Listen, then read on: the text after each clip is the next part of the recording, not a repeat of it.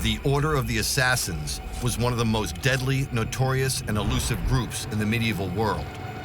Legend has it they were a highly trained group of ruthless killers who used ninja-like skills and stealth to silently kill political leaders across the globe. Their assassination of Persian leader Nizam al-Mulk in the 11th century shocked the Muslim world. The Ismaili assassins are without doubt the most formidable secret society that's ever existed. With one political killing, they tore down an entire empire. These young men were skillfully trained, and they were the elite of the elite. They were the Navy SEALs and Marines of their day, an organization of stealth political assassins who take out the head of an organization that creates a schism and causes the whole thing to crumble from the top. In this episode, we investigate these brutally efficient killers, analyze their methods and tactics, and reveal how and why they were so feared across the Middle East. The whole approach of the assassins, I mean, it was replicated grandmaster by grandmaster for a few hundred years. They had tremendous success. In fact, their reputation and successes just continued to grow. This was the elevation of political murder to the level of strategy. To eliminate an individual who in fact was an important foe was intended to inspire fear among all others. These Ismaili assassins were a formidable force. They were feared by the Crusaders, they destroyed a Persian empire, and it required the superpower of the medieval age, the Mongols, to finally extinguish their threat. And we look at how their skills and tactics have been passed down and copied by today's Islamic terrorists. The acts may be very, very different. We're talking about targeted political assassination on one point, we're talking about indiscriminate bombing in many cases on the other side. The end is terror. One could say that today's assassins are equally as effective as the Order of Assassins. They're taking out more people, but because of the media, they're having the same impact. They're distilling fear in a nation instantly, but they're having the same effect. Psychological fear is the worst kind of warfare.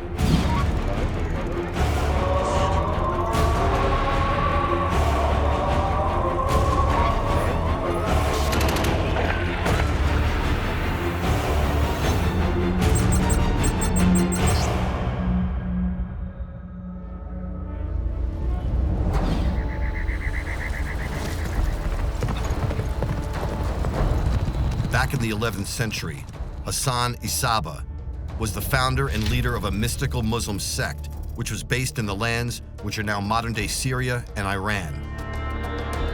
They were called the Nizari Ismailis, but also known as the Hashashin by their enemies. Today we know them as the Assassins, a highly trained group of expert killers. They were deployed to remove the leaders of rival religious sects, and their ruthless and stealthy assassinations have become idolized by many of today's Muslim fanatics. The Ismaili assassins really came to be due to the inspiration of one man, Hassan-i Sabbah. And this is a guy who has traveled all over Persia. He's come from Cairo, and now he's trying to find a place to really create an order. His motivation is going to be revenge for his Shia devout faith. He lived as he claimed to believe, that he had no particular interest in the acquisition of political power or wealth, or the conquest of vast kingdoms. There are reports that he, in fact, never even left his house for decades while he studied and elaborated the doctrine of the assassins. Hassan-i Sabbah had a diamond hardness about him. This is a man who's used to living hard, to trusting very few people, used to the concept of safe houses and knowing those people who he could trust, and also therefore knowing that those would be the people who were highly indoctrinated in the same religious faith as him. an internal toughness, bought of being a fugitive for much of his young life, but also has a hard intellectual edge. And I think what comes through in the writings again and again is that he has a strategy and a vision that looks beyond so many of the people who are in the political sphere at the same time. He isn't a military commander. He isn't the ruler of a great empire. He essentially starts out as a preacher. He's a teacher. But he is charismatic, and he has this ability to attract people to him and to inspire their loyalty. He uses religion, in a sense, to bring them on board to his group.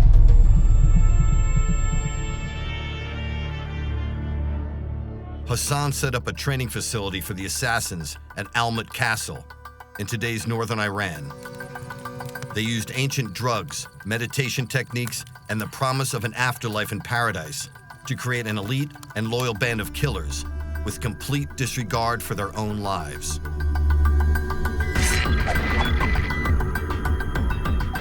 Hassan's a really sharp man. He realizes he doesn't have a huge army. It's not his intention anyway. He wants to be an organization of stealth political assassins who take out the head of an organization that creates a schism and causes the whole thing to crumble from the top. Clearly, this force would have been regarded as a special, an elite unit or an elite group. That is, people who had not only the devotion, but sufficient intelligence to carry out these missions. So it would have been a recruiting process not vastly different from, say, recruiting from spies in the modern age, or recruiting the kind of people who were dropped into occupied Germany during World War II, that they had the knowledge of some other part of the world, or language skills, or the capability to get on by themselves.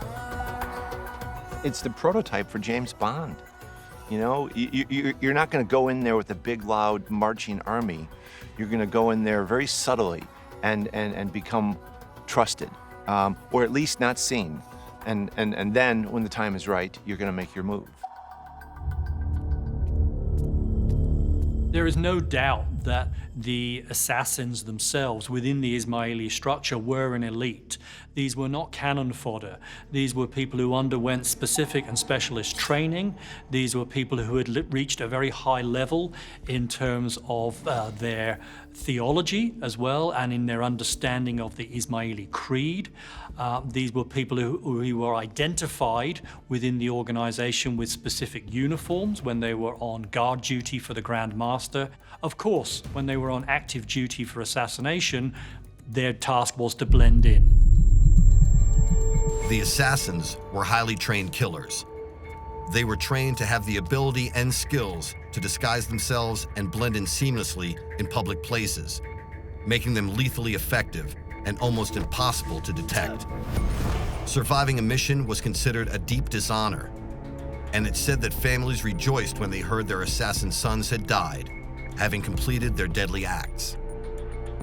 The myth of the assassins grows out of their spectacular killings. The fact that they suddenly appear out of the crowd, have not been seen, have not been identified, make the killing, and then wait to be killed by the guards of their target. When they were doing an assassination, they liked to do it in the broad light of day in a very public place, preferably a mosque or a church. The men who were sent out as assassins were the men who had passed through each tier, each level of esoteric understanding as we know it, and had passed through each tier until the Lord of the Mountain felt that they could be trusted with that sort of duty. But even the lowest initiate had to have that kind of absolute obedience. It was intended to inspire fear among all others. It was a deterrent strategy. That is, if you come after us, the Ismailis, that will be a death sentence upon you.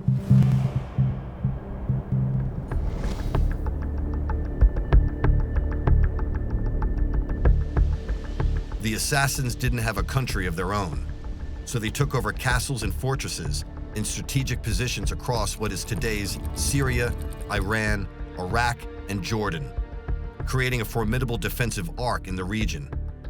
Historian James Watterson takes us on a tour of one of their ruined sites near Amman in Jordan.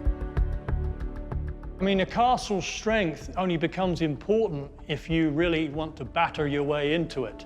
But for the Ismailis, you know, a wall as thick as this, it really didn't matter, because when they obtained their castles, they obtained them through subterfuge. They sneaked their way in, so to speak. The method that Hassan chooses to get Alamut in modern-day Iran, ancient-day Persia, is quite indicative of the strategy he would use in his order of assassins, and that is he kind of infiltrates the local community, and then he makes a proposition to the owner of the castle saying, I will give you a large sum of money, but you need to get out or else. This was an offer that could not be turned down, because when he looked around, he found that there were Ismaili communities popping up all around him. Essentially, it had become a colony of the Creed, and the owner of the castle, well, you may as well up and sell, because they're coming for it anyway. Hassan was a brilliant tactician. He very slowly set up. He would go to the highest mountain, the higher the better, the more inaccessible the better. Because what he was trying to hold off was an army 1,000 times of what he could ever raise. And so he was using every tactic in the book to try to hang on. And what he ended up building was a series, maybe a dozen of what we know, in that same arc, that same Shia arc that exists today, from the northwest of Iran, across Iraq, and into northern Syria. The Nizari's Ismaili assassins would always have looked for a castle that was on a high natural peak, because you've got every advantage of being so much higher than your enemy. That's what it's all about. It's not just the build of the castle, it's also the fact that this natural environment puts you up high. It's on solid rock, so they can't dig underneath the walls to make them collapse.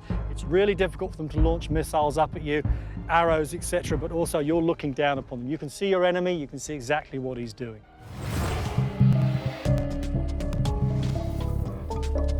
Back in the 11th century, Hassan-i Sabbah was the founder and leader of a mystical Muslim sect which was based in the lands which are now modern-day Syria and Iran.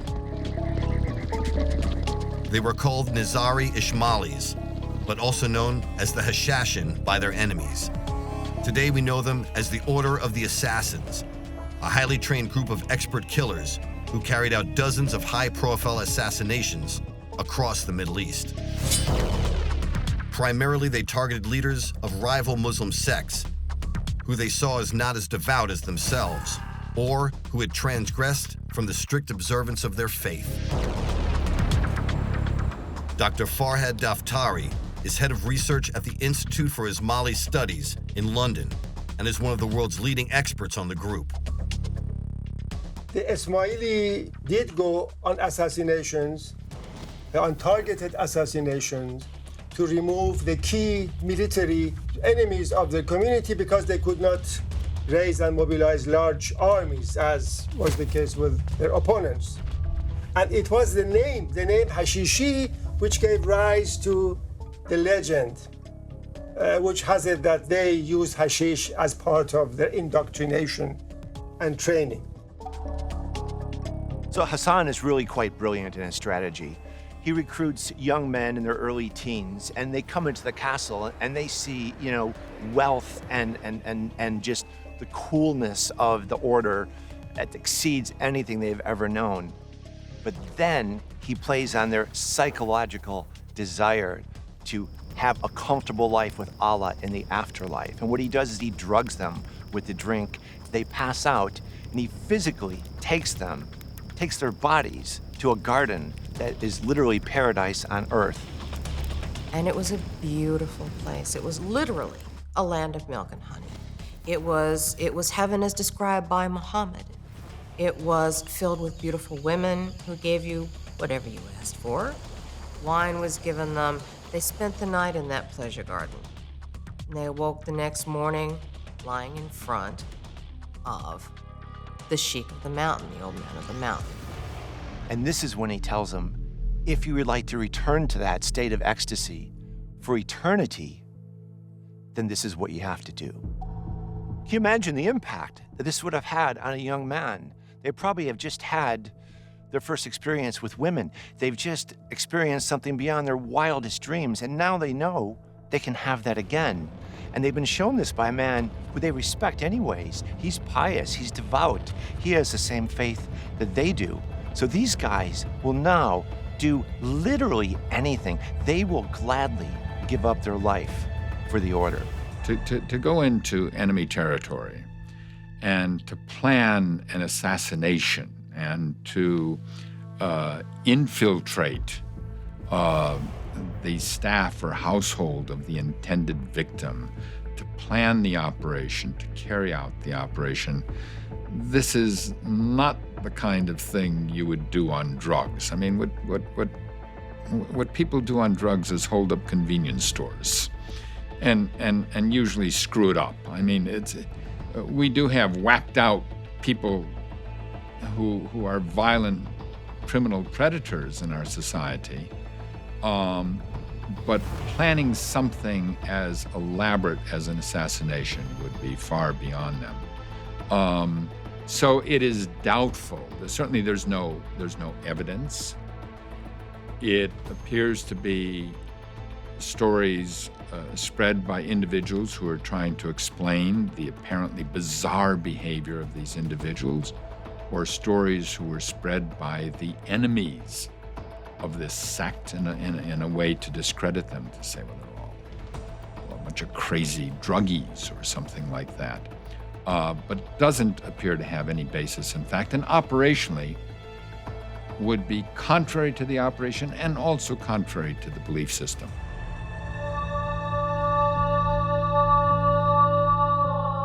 The assassin's reputation for deception and swift kills spread like wildfire through the 12th century. They were highly trained to use both their reflexes and assassination skills to complete their missions, using a specific weapon, a curved knife with a poisoned blade. Professor James Watterson has spent much of his academic life investigating and researching the lives of the assassins. He confirms they were expert knife handlers who were trained to strike fast with extreme stealth. The Ismaili assassin's choice of weapon obviously was the dagger, and the dagger holds a number of advantages for them. They're going to get close to their victim anyway because they don't care about surviving the attack. Also, with a dagger, you can confirm the kill. Sure, it's going to be safer using a sword to be at arm's length, but with a dagger, this is the way that you finish people off and kill them on the battlefield as well. And of course, a dagger is going to be easy to conceal. Our assassins are disguised. They're disguised as holy men. They're disguised as ambassadors. They're disguised as bodyguards of the sultans that they're actually going to dispatch and murder.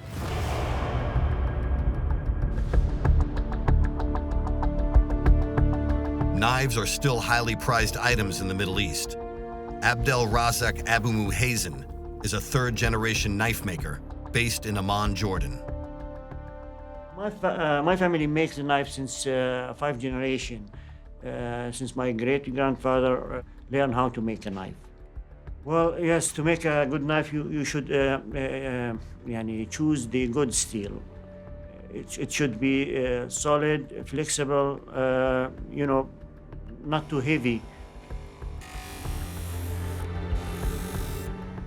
Well, the best knife for Hashashin to kill is the double-edged sharp knife, or dagger.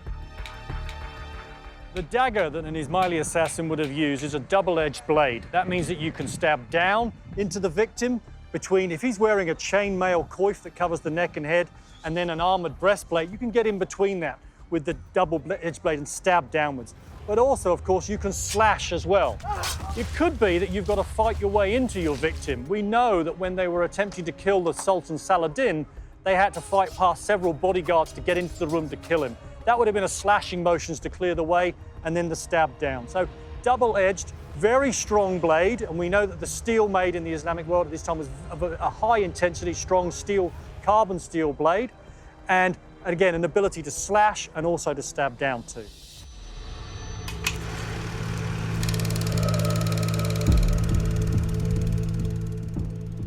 According to early written sources, the first of many political murders by the sect took place in 1092. An assassin, disguised as a holy man, approached Nizam al-Mulk, a local leader, as he was being carried in a carriage by his guards. Without fear of the repercussions, and before the guards could act in defense, the assassin fatally stabbed Nizam in the chest. At this point, the assassin just stands absolutely stock still. He doesn't care about the fact that the guards are closing in on him and they're going to kill him. He's completed his mission, and in fact, his sacrifice being killed by the guards is part of that blood rite that's so important to the assassin modus operandi. For somebody sent out from the assassins to do a killing, should he survive it, that was shameful. If he survived it, it was often because he had failed. It was probably because he was caught. With the assassins, we have all those elements of a secret society. They are clear-minded about the mission. They spent months, long periods of time, getting close to their victims, and then at that point, seizing the moment to carry out the murder. If we have assassin sleeper cells that are waiting for the order from the Grand Master to actually undertake a political killing at the right time, and at an appropriate juncture, then how do you get those messages to those sleeper cells, and how do you keep sleeper cells safe? This is through the lay followers of the faith. Merchants, we know, were very commonly Ismailis, and of course merchants enjoy free passage throughout the Islamic Empire. Also, the movement of money in the Islamic Empire was relatively simple and straightforward. Our word check is an invention of the Islamic word sak. It means I could draw money in a bank in Alexandria, even if the bank is somewhere in Western Persia. So these are the underpinning structures through which the assassin can move relatively freely to get safety, then to get close to his target, and then for the Grand Masters to send that message so that not only is the killing going to take place, but it's going to take place at the right strategic moment for the Grand Master. The message they were trying to leave was, you're not safe. You think you're safe. Because in those days, they had the same philosophy that infested the Middle Ages all the way through, that they were higher, they were surrounded by their own personal bodyguard and their personal troops, and the message they were getting was, it doesn't matter if we want to kill you, you're dead. The Order of the Assassins were a highly feared Muslim medieval killing force who carried out targeted assassinations of Middle Eastern leaders in the 11th and 12th centuries. Their leader was a semi-mythical figure, Hassan-i Sabbah, who used a wide range of training techniques, including the use of meditation and the drug hashish.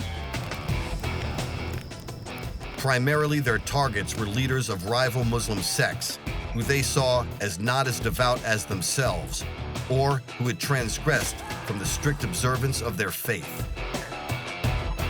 The assassins operated as small one- or two-man teams who struck without warning and often without detection. One of their most infamous encounters was a deadly threat that was sent to the Turkish Sultan Saladin, the ruler of Egypt at the end of the 12th century. But rather than killing him, they relied on psychological intimidation. These guys are now the world's elite political assassins. And a great example of that is when they chose not to kill, but to incite fear. The Ismaili assassins, this time in Syria, they had a Grand Master called Sinar. He knew that Even if he killed Saladin, there would be a replacement. One of his brothers would replace him, Saifuddin, for example, or one of his sons, or even one of his nephews, and that they would still face a formidable foe. So what he attempted to do, the Grand Master in Syria, was to bring Saladin to a point of negotiation. And he did this through psychological terror. This incredibly powerful man, Saladin, while he was laying siege to a Syrian city, very close to where the assassins were in the west, he awoke one morning, rolled over, and found, to his horror, an assassin dagger in the sand next to him. Waking up beside a dagger implanted in the earth beside his bed, with a short note saying that we already hold you, we can take you at any time. Imagine the fear. How could they possibly have penetrated our security? How did that happen? They must be everywhere. The psychological fear totally changed the Sultan's behavior and policy. Result achieved. Nobody had to die. But he got exactly what he wanted, the Grand Master did. As news spread across the Muslim world of their killings, and more importantly, their tactics of intimidation, the legend of the assassins was slowly born. Within the space of just a few years, they became the most feared military group in the world. Even at the height of its powers, the Ismaili sect would have had very few Fidayeen assassin operatives in the field. But what is important is the psychological impact of these spectacular killings. The fact that they suddenly appear out of the crowd, have not been seen, have not been identified, make the killing and then wait to be killed by the guards of their target. There is also an important part of this. Few of the killings in Syria take place in the courtyard of the grand mosques. These are the most public places. The crowd will spread these tales throughout Syria. It's obvious in that respect. But what also happens is there becomes a myth of the Ismaili assassin. They start to acquire in these stories supernatural powers. There's a story of the Grand Master of Syria who was known as cultivating these stories as well, that he could turn into a gigantic glowworm, that he could levitate or if he could float around the castle, etc., that he could metamorphose into a snake, that he could have conversations with horses, that he understood the secret language of animals. And they lived on a potent reputation of being sorcerers, terrifying men with terrifying secrets and terrifying powers that inspired detestation amongst the Sunnis especially, and fear amongst the Franks. Everyone was afraid of them. They were oppressed a lot, so a lot of the motivation of the order appeared to be taking out political leaders who opposed their view of the world. Paranoia is a perfect word to describe the disorder and the chaos that occurred inside an Islamic royal court once an assassination had taken place. There was deep distrust of people that you worked with. People were looking over their shoulders at all times. There are stories of individuals wearing armor at all times of the day and night to avoid assassination. Such was the fear of the blade of the Ismailis. There were not thousands of assassinations. There were not hundreds of assassinations. By the best count that we have, during the decades that the original leader commanded the assassins, there were 50 assassinations, a small number. And yet with those 50 targeted killings, this group was able to create this legend, this fear.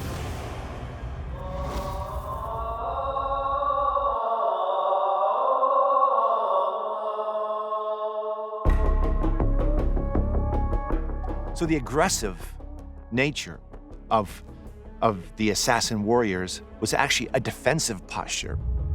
By taking out political leaders, they were preserving their religious turf, as it were. The Ismailis and the leader of the Ismailis, his primary objective was not to go out and kill people.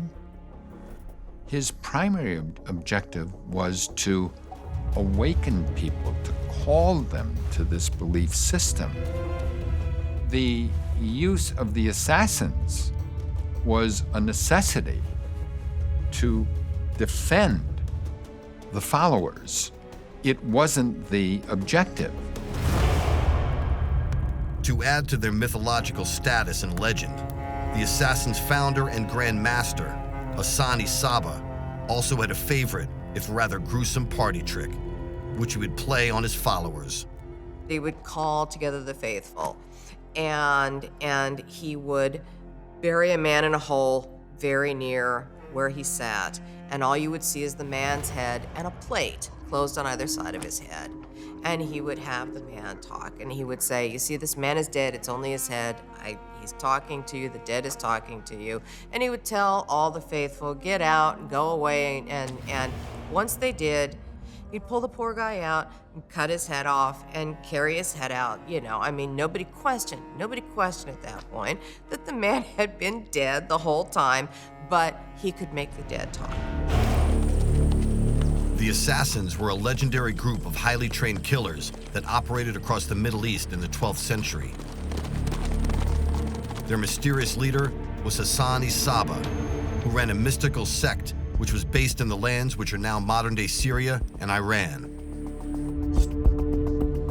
They were a highly trained group of expert assassins whose reputation spread across most of the world and down through the centuries, influencing many of the Islamic extremists today. Although the assassins had essentially died out by the end of the 13th century, experts can see lots of similarities between them and modern-day terrorist groups. Brian Michael Jenkins is an expert on terrorism and has briefed both the Pentagon and the White House on the subject. There are a number of parallels between the assassins and contemporary terrorism. For one thing, those who commonly resort to terrorist tactics lack power in the conventional sense, and therefore they have to adopt tactics and strategies that do not try to match the military superiority of their foes, but instead take advantage of their own capabilities. Instead of full frontal assaults, open battle, they're going to operate by means of treachery. I think it comes down to that key word of terror. The acts may be very, very different. We're talking about targeted political assassination on one point, we're talking about indiscriminate bombing in many cases on the other side. But the end is terror. The Ismailis managed to produce that terror by the skill of their operations, but also the fact that there was a psychological component by the paranoia that this sowed amongst the royal courts, the feeling that there could be an Ismaili assassin amongst one's bodyguard, amongst one's family, amongst one's close confidants.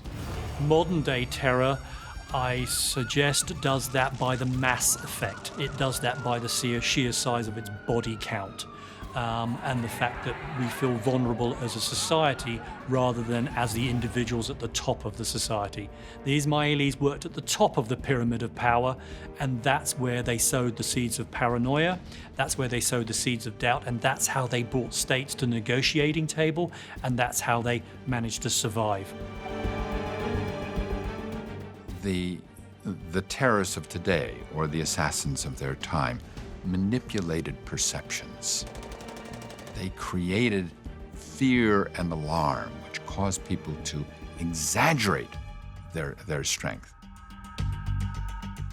The way an assassin approached his target was very much different to a modern terrorist, but unfortunately a lot of people don't see that. And I'm not saying only Westerners have been taken in by this myth. it is entirely possible that an ISIS lone wolf assassin might be inspired by the assassins. That doesn't make it any more true. The assassins covered the same territory, that same axis of land from the north of Iran to the north of Syria with the same faith. They didn't operate like a modern terrorist. The assassins were brilliant. A modern terrorist doesn't seem to care who they kill, and we're not just talking about 9/11, talking about the Sunnis attacking the Shias on their holiest day of Ashura with car bombs. They don't care women and children, innocent people. They don't care how many they kill. They don't care. Whereas the assassins operated with surgical precision to go after the one enemy with the realization and the understanding that the men who followed him were only followers. But if you can terrify or kill or take out that one man, that is the greatest weapon you can put in the hands of a force that is overwhelmed numerically and overwhelmed in weapons and in money. It's a very clever tactic and almost a humane one in some ways. One vital differentiation, I believe, between the Ismaili assassins and the modern-day terrorism that we see throughout the Middle East and beyond in our own age is that despite the fact that this was a period where there were many children on thrones, there is not a single instance of the Ismaili assassins killing a woman or a child. These are discrete killings. These are not killings that affect even the general public. There's no collateral damage with these killings whatsoever. They are highly skilled and they are highly targeted. And in a very strange way, I actually feel that's quite commendable. Assassination is part of the tactical repertoire of today's terrorists. They blew up the Prime Minister of Spain. They killed Lord Mountbatten in England. They attempted to kill the Prime Minister. There were plots against the royal family in the United Kingdom. If you look at the history of the United States, admittedly a country with a violent history, 12 of our 13 most recent presidents over the last 80 years, one was killed by an assassin, several were shot at by assassins, and all but one, 12 of the 13, have been the targets of assassination plots.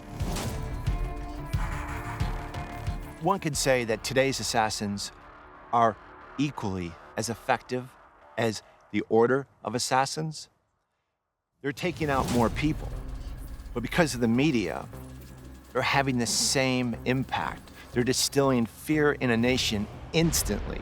And they're not doing it by word of mouth, they're doing it by media. And that's the difference. But they're having the same effect. Psychological fear is the worst kind of warfare. You see a small number of spectacular murders being exaggerated and creating this, again, atmosphere of fear and alarm. We have many people today in the United States and in Europe for whom fear of terrorism is a real component of their lives. Many people fear the so-called fifth columns or sleepers. That is terrorists who have already infiltrated the country and are awaiting some signal to carry out attacks. That was true in the time of the assassins. You have no way of counting those you don't know about. If, in response to terrorism, we become terrified as these medieval princes were terrified of assassins, then we're going to create a neo-medieval society and live in fear behind perimeters, physical and electronic ones. That's the danger. The Order of the Assassins were a deadly force in the 11th and 12th centuries across the entire Middle East. Their operatives were highly trained and entirely ruthless in carrying out their top-secret missions. In fact, there are many similarities between the ancient Order of the Assassins and modern-day terrorist groups like Al-Qaeda and ISIS. The Assassins' unique blend of deadly skills, extreme stealth, and huge impact can be seen in many modern terrorist attacks today. But as all-powerful as their legend and reputation was, the Order of the Assassins made a fatal miscalculation in the 13th century. They sent a large contingent of men to assassinate Mancha Khan, the leader of the Mongols, and grandson of the infamous Genghis Khan, who was threatening to invade the Middle East. It was a grand plan which went spectacularly wrong. In the end, in revenge, the Mongols hunted down and wiped out the Order of the Assassins, killing its leader and destroying its castles. The Ismaili assassins came within a hair's breadth of destroying the superpower of the medieval age. 400 assassins were sent to assassinate the great Khan of the Mongol Empire. If they had succeeded, the history of the world today would look significantly different. The demise of the Ismaili assassins in Persia and in Syria are related to a number of things. The Mongol war machine had fought its way right down through China. It had fought itself right across the Islamic Empire. It had fought itself right into Russia. This was the superpower of the medieval age, and it was beyond the reach of any other power that had been known before. The assassins, the entire order, led by the Grand Master, were always very politically astute, and they knew that times of political unrest is the time when they would be most successful. But now they were facing enemies who had a hierarchy. If you kill the top guy, a new guy moves in. So there's no delay, there's no disruption, there's no falling down from the top anymore. They realize the Mongols are going to be the formidable enemy that would probably end their existence. And they realize they have one shot to go in and take out the top members of the Mongol army. There is a story of the Ismaili assassin, the penultimate Grand Master, sending 40, or some sources even say 400 assassins all the way to Karakorum, to the Mongol capital, to attempt to kill the Grand Khan. They fail, and the Mongols are so enraged and so indignant that the assassination was even attempted. They say, okay, now you're in trouble. Now we're coming after you. The Mongols were prepared to step themselves into a level of horror, terror, and blood that no other power before had even contemplated.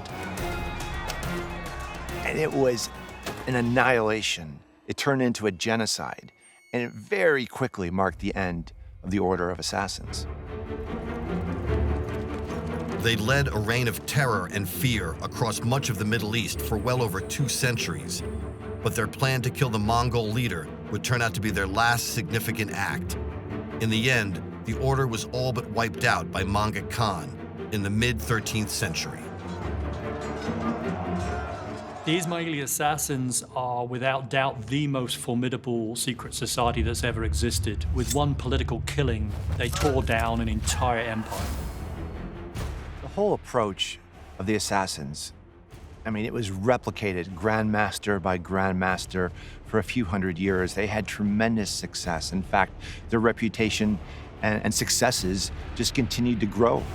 These Ismaili assassins were a formidable force for nearly 2 centuries. They were feared by the Crusaders, they destroyed a Persian empire, and it required the superpower of the medieval age, the Mongols, to finally extinguish their threat. What the assassins succeeded in doing was branding political murder. They gave their name to a tactic which has survived the organization itself.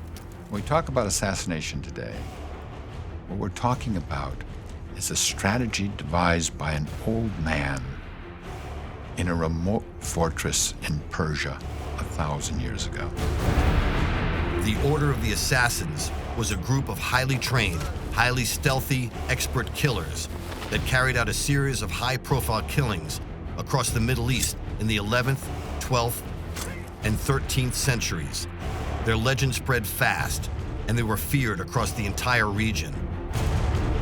Their training, tactics, and absolute dedication to their deadly missions was legendary. And although they were eventually wiped out by the Mongols, their legacy and contribution to history is an important one, with many of their skills still being used by Islamic terrorists today.